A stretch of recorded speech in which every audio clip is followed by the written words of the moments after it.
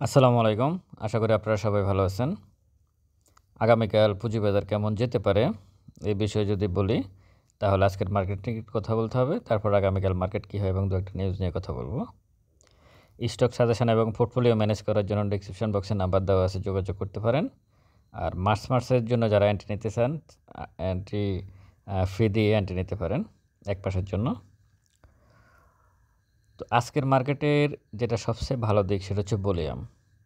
গতকালকে ৬০৭ কোটি টাকার ট্রানজ্যাকশান ছিল, আজকে ৪৬৩ কোটি টাকা। আমরা একটা নরমাল যে সেন্স সেটা জানে যে হঠাৎ করে ভলিউম যদি কমে যায় তারপরের দিন ভলিউম বাড়ার সম্ভাবনা থাকে। যেমন গত পরশু ভলিউম কম ছিল, গতকালকে ভলিউম বাড়ছে, আজকে কমে গেছে। আবার গতকালকের তুলনায় আজকে অনেক কমে গেছে, আশা করি আগামীকালকে ভলিউম বাড়তে পারে। এটা একটা দিক গেল। আরেকটা বিষয় হচ্ছে ব্যাংকের শেয়ারগুলোর প্রাইস একটু কমছে। অনেকে বলতেছেন, মানে অনেকে হয়তো এই ধারণা করতেছেন যে ব্যাংকের কি মানে আপট্রেন্ড কি শেষ নাকি? ব্যাংক একদিন হালকা জাস্ট বাড়ছে। মার্কেট আসলে এখন এইভাবে চলে, তো একটা ট্রেন্ড হচ্ছে একদিন একটা সেক্টর বেড়ে পরের দিন পড়ে যায়। নতুন করে যারা এন্ট্রি নিতে চাচ্ছে তারা আর এন্ট্রি নিতে পারে না। এটা হচ্ছে সমস্যা। তো সেদিক বিবেচনা করে আমি মনে করি ব্যাংকের এখনও যাদের ডিভিডেন্ডের তার একটা ব্যাংকের শেয়ারগুলো, ভালো ব্যাংকগুলো বাড়ার এখনও অনেক সম্ভাবনা আছে। কারণ হচ্ছে ডিভিডেন্ড ডিক্লেয়ারকে কেন্দ্র করে প্রাইস বাড়তে পারে, রেকর্ড ডেটের আগে প্রাইস বাড়তে পারে। অনেক সুযোগ আছে ব্যাংকের। যতগুলো ব্যাংকের ডিভিডেন্ড ভালো ডিভিডেন্ড দেয় তারা ডিভিডেন্ডকে কেন্দ্র করে বাড়তে পারে, রেকর্ড ডেটের আগে বাড়তে পারে, যে কোনো নিউজকে কেন্দ্র করে বাড়তে পারে। ব্যাংকের প্রাইস আজকে আরেকটু কমার সম্ভাবনা হচ্ছে, গভর্নরের একটা বক্তব্য ছিল যে কিছু ব্যাংক অবস্থা খারাপ, বন্ধ হয়ে যেতে পারে, এরকম একটা নিউজ ছিল ওনার, যার ইম্প্যাক্ট ব্যাংকের স্টকগুলোতে পড়ছে। সবগুলোতে না, কিছু কিছু পড়ছে। তো যাই হোক, এই হচ্ছে অবস্থা আজকের মার্কেটের। আজকে আমার নেগেটিভটাও আজকে আমি বলবো যে ইসলামিক ব্যাংক 8.75 ছিল। মোটামুটি ঠিকই আছে মার্কেট। আজকের মার্কেট যদিও ডিক্লাইন 208টা, অ্যাডভান্স 122টা, আমি বলবো মোটামুটি মার্কেট ঠিকই আছে। এখন আগামীকাল মার্কেটের পজিশন কী হতে পারে? মুভিং অ্যাভারেজ 14 দিনের ভ্যালু হচ্ছে 5207 আর মার্কেটের প্রাইস 5253। যেহেতু 5240কে ব্রেক করে সে উপরে চলে গেছে, আপনারা এখানে যে দুটা লাল ক্যান্ডেল দেখতেছেন, এই যে দুটা এগুলা আমার কাছে মনে হচ্ছে এরকম হয়তো দুই একটা জায়গায় স্টে করতে পারে। যেখানে এখন লাল ক্যান্ডেলটা আছে এখানে হয়তো একটা স্টে করতে পারে মার্কেট। এখান থেকে হয়তো আবার আপট্রেন্ড উপরের দিকে একটা আপট্রেন্ড করতে পারে। তবে মার্কেট 5100 আর ফেরত আসবে না, এটা মোটামুটি টেকনিক্যাল দিক থেকে বোঝা যাচ্ছে। কারণ স্পট মানিগুলো এখানে অনেক বেশি পরিমাণ এন্ট্রি নিয়েছে এই জায়গাটাতে। সুতরাং সে 5100-তে ফেরত আসা এটা কঠিন হবে, কারণ এগুলা স্মার্ট মানিগুলো স্টকগুলো লোড করে নিয়েছে অনেক আগেই। উদ্দেশ্য আপট্রেন্ড, এখন সেটা কখন করবে সেটা দেখার বিষয়।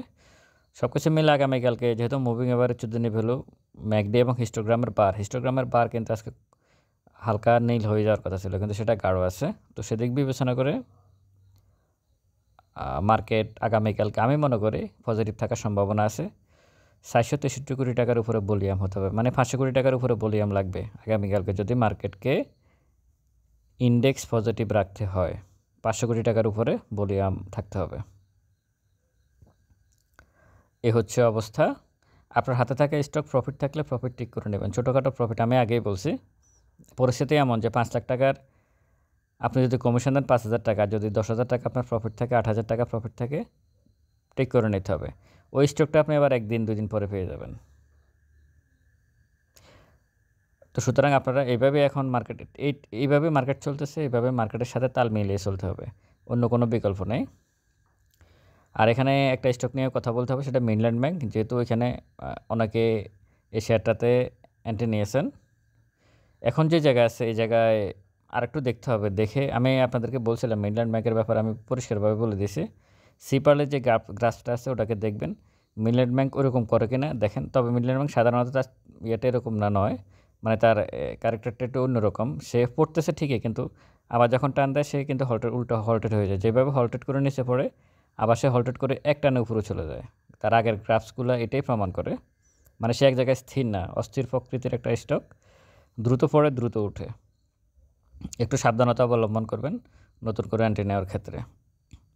হ্যাঁ, আপনি ট্রাই করতে পারেন, কিন্তু একটু অপেক্ষা করে ট্রাই করেন এবং হাতে যথেষ্ট পরিমাণ টাকা রাখতে হবে এভারেজ করার জন্য। মিডল্যান্ড ব্যাংকে যদি আপনি এন্ট্রি নেন, দ্রুত প্রফিট করার ইচ্ছা থাকে, আপনি হয়তো এন্ট্রি ট্রাই করতে পারেন, কিন্তু আপনাকে অন্তত ২-৩ বার যাতে এভারেজ করতে পারেন ওই পরিমাণ টাকা হাতে রাখতে হবে।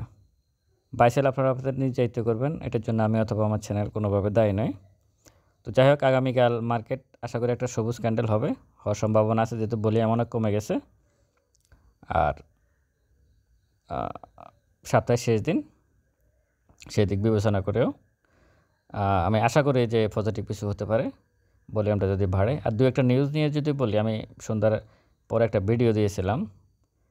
বিএনপির একটা মানে ডিবিএ একটা আয়োজন করছে, মানে ওখানে রাজনৈতিক বিভিন্ন নেতারা আসছে, তারা মোটামুটি ভালোই বক্তব্য দিল। তো সব কিছু মিলে এগুলো হচ্ছে বর্তমান যে কমিশন আছে তাদের উপর আসলে আস্থা রাখতে পারতেছে না মার্চেন্ট ব্যাংক এবং ব্রোকারেজ হাউসগুলো, মানে তারা যে মার্কেটকে টেনে তুলবে। এর মধ্যেও কিন্তু জরিমানা একটা হয়ে গেছে খান ব্রাদার্সের, যারা খান ব্রাদার্স নিয়ে কারসাজি করছে, সম্ভবত কত কোটি টাকা, কয় কোটি টাকা জরিমানা করে দিয়েছে। আপনারা নিউজে গেলে দেখবেন খান ব্রাদার্সে যারা কারসাজি করছে তাদের জরিমানা করছে কমিশন। তো আসলে এখন এসপি সিরামিকও বাড়তেছে, সালামও বাড়তেছে, এখন এদেরকে জরিমানা করবে। আর গেমলাররাও স্মার্ট মানি যাদের আছে, যারা মার্কেট নিয়ে প্লে করে, তারা একটু মানে অ্যাবনর্মাল প্রকৃতির মানুষ। একটা স্টক দুটো স্টক নিয়ে প্লে করতে হবে, কারণ আপনি একটা সেক্টর নিয়ে প্লে করেন, আপনি ইঞ্জিনিয়ারিং সেক্টর নিয়ে প্লে করেন, আপনি টেক্সটাইল নিয়ে প্লে করেন, আপনিও কিছু নেন, ক্ষুদ্র বিনিয়োগকারীদেরকে কিছু দেন। শুধু নিজের পকেটে যদি সব ঢুকান তাহলে হবে না। তো স্মার্ট মানিদের মানে নোংরামিটা খুবই অপছন্দ। শুধু এই সালামকে উঠাতে হবে কেন, এসপি সিরামিককে উঠাতে হবে কেন, আর স্টক নয়? আপনি একটা শেয়ারকে নিয়ে টানতেছেন কেন? আপনি একটা সেক্টর টানেন, টাকা ওইভাবে রাখেন, আপনিও কিছু এখান থেকে নেন, যাতে ক্ষুদ্র বিনিয়োগকারীরা এন্ট্রি নিয়েও এখানে একটা লেভেলে তারাও কিছু করতে পারে। যদি সব টাকা আপনি নিয়ে যান, তাহলে ক্ষুদ্র বিনিয়োগকারী মানে মার্কেটে যে প্লে করবে, আপনি ওই লোকে তো খুঁজে পাবেন না। তো সুতরাং আপনারাও একটু আপনাদের দিক থেকে আর একটু দায়িত্বশীল হন। মার্কেটে এইভাবে চলবে, মার্কেটে স্পেকুলেশন থাকবে, মার্কেটে গেমলিং থাকবে, কিন্তু একটু ভদ্রভাবে করা ভালো। আপনারা একটু ভদ্রভাবে ট্রাই করবেন মার্কেটে। ফসা দশা শেয়ার মানে জাঙ্ক শেয়ারগুলো নিয়ে ভলিউম ফিড আপ কম, যাদের মানে ফেসার সংখ্যা কম, তাদেরকে নিয়ে টেনে টেনে তুলবেন। ইপিএস মাইনাস, তারপরে ভালো শেয়ার নিয়ে টানতে পারেন না, এই ক্যাটাগরির একটা ভালো স্টক নিয়ে টান, সেখানে তো অনেক ফিড আপ কমের আছে, এগুলো নিয়ে টানেন না কেন? ওগুলো নিয়ে টানবেন। তো যাই হোক, সব কিছু মিলে আপনারা গেমলিং আইটেম নিতে সাবধানতা অবলম্বন করবেন। আশা করি আগামীকাল আমরা পজিটিভ কিছু দেখব। তবে 10টা থেকে 10টা 1 মিনিট এই সময়ের মধ্যে কত কোটি টাকার লেনদেন হয়, এটাকে ভালোভাবে অবজারভেশনে রাখবেন। এটা একটা বিষয়। আর সাথে সাথে 1 মিনিটের ভিতরে ভলিউমে চলে যাবেন। ভলিউমে গিয়ে দেখবেন যে আসলে টপে করে রাখছে, কিন্তু মানে লেনদেন করতেছে না। এরকম যদি হয়, তাহলে বুঝবেন যে মার্কেট খারাপ হতে পারে। আর যদি দেখা গেছে 1 মিনিটে 5 কোটি টাকার ভলিউম হচ্ছে, আর টপ ভলিউমে চলে যাবেন, মানে একটা হচ্ছে ইন্ডেক্সের ভলিউম 5 কোটি টাকা হয়েছে 10টা থেকে 10টা 1 মিনিটে, আর ইন্ডিভিজুয়াল শেয়ারের যে ভলিউমগুলো আছে, ভলিউমে চলে যাবেন যে টপে যে ভলিউমটা হচ্ছে, কোন কোন শেয়ারে ভলিউম হচ্ছে, এবং ওই যে 5 কোটি টাকার লেনদেন হলো 1 মিনিটে, ওইখানে আসলে কি 2-3 কোটি টাকার লেনদেন হয়ে গেছে কিনা আপনি দেখলে বুঝবেন। এখানে এইটা ক্যালকুলেশন করতে হবে। আশা করি আমার কথাটা বুঝতে পারছেন। তো যাই হোক, আশা করি আগামী দিনে ভালো একটা মার্কেট আমরা দেখব, এই আশাবাদ ব্যক্ত করে কথা শেষ করতেছি। ভালো থাকবেন সবাই। ভিডিওটা ভালো লাগলে শেয়ার করবেন। আসসালামু আলাইকুম।